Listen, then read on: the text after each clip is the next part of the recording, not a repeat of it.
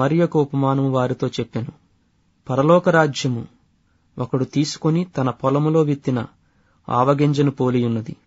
అది విత్తనములన్నిటిలో చిన్నదే గాని పెరిగినప్పుడు కూర మొక్కలన్నిటిలో పెద్దదై ఆకాశపక్షులు వచ్చి దాని కొమ్మలయందు నివసించునంత చెట్టగును. ఆయన మరియొక ఉపమానము వారితో చెప్పెను.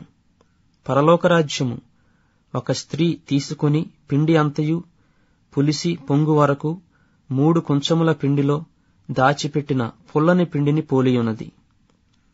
నేను నా నోరు తెరచి ఉపమాన రీతిగా బోధించెదను. లోకము పుట్టినది మొదలుకొని మరుగు చేయబడిన సంగతులను తెలియజెప్పెదను అని ప్రవక్త చెప్పిన మాట నెరవేరునట్లు యేసు ఈ సంగతులనన్నిటినీ జనసమూహములకు ఉపమాన రీతిగా బోధించెను.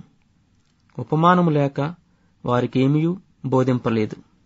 అప్పుడాయన జనసమూహములను పంపివేసి ఇంటిలోనికి వెళ్ళగా ఆయన శిష్యులు ఆయన యొద్దకు వచ్చి, పొలములోని గురుగులను గూర్చిన ఉపమాన భావము మాకు తెలియజెప్పుమనిరి. అందుకాయన ఇట్లనెను, మంచి విత్తనము విత్తువాడు మనుష్య కుమారుడు. పొలము లోకము, మంచి విత్తనములు రాజ్య సంబంధులు, గురుగులు దుష్టుని సంబంధులు. వాటిని విత్తిన శత్రువు అపవాది. కోత యుగ సమాప్తి. కోత కోయువారు దేవదూతలు. గురుగులు ఎలాగు కూర్చబడి అగ్నిలో కాల్చివేయబడునో అలాగే యుగ సమాప్తియందు జరుగును. మనుష్య కుమారుడు తన దూతలను పంపును. వారాయన రాజ్యములో నుండి ఆటంకములగు సకలమైన వాటిని దుర్నీతి పరులను సమకూర్చి అగ్నిగుండములో పడవేయుదురు. అక్కడ ఏడ్పును పండ్లు కొరుకుటయును ఉండును. అప్పుడు నీతిమంతులు తమ తండ్రి రాజ్యములో సూర్యుని వలె తేజరిల్లుదురు. చెవులు గలవాడు వినుగాక. పరలోక రాజ్యము పొలములో దాచబడిన ధనమును పోలియున్నది. ఒక మనుష్యుడు దాని కనుగొని దాచిపెట్టి అది దొరికిన సంతోషముతో వెళ్లి తనకు కలిగినదంతయు అమ్మి ఆ పొలమును కొనును. మరియు పరలోక రాజ్యము మంచి ముత్యములను కొన వెదుకుచున్న వర్తకుని పోలియున్నది. అతడు అమూల్యమైన ఒక ముత్యమును కనుగొని పోయి తనకు కలిగినదంతయు అమ్మి దాని కొనును. మరియు పరలోక రాజ్యము సముద్రములో వేయబడి నానావిధములైన చేపలను పట్టిన వలను పోలియున్నది.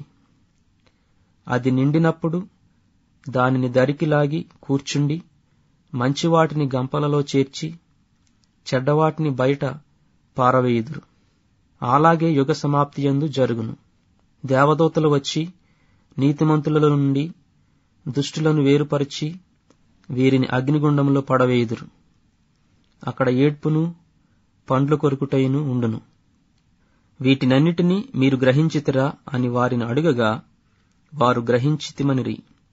ఆయన అందువలన పరలోక రాజ్యంలో శిష్యుడిగా చేరిన ప్రతి శాస్త్రియు తన ధననిధిలో నుండి క్రొత్త పదార్థములను పాత పదార్థములను వెలుపలికి తెచ్చి ఇంటి యజమానుని పోలియున్నాడని వారితో చెప్పెను.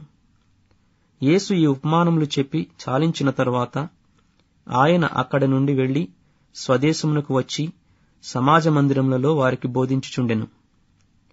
అందువలన వారాశ్చర్యపడి ఈ జ్ఞానమును ఈ అద్భుతములను ఇతనికి ఎక్కడి నుండి వచ్చినవి? ఇతడు వడ్లవాని కుమారుడు కాడా? ఇతని తల్లి పేరు మరియ కాదా?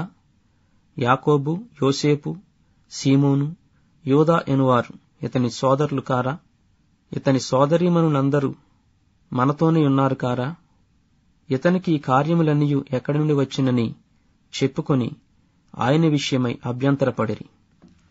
అయితే యేసు ప్రవక్త తన దేశములోను తన ఇంటను తప్ప మరి ఎక్కడనైనను ఘనహీనుడు కాడని వారితో చెప్పెను. వారి అవిశ్వాసమును బట్టి ఆయన అక్కడ అనేకమైన అద్భుతములు చేయలేదు.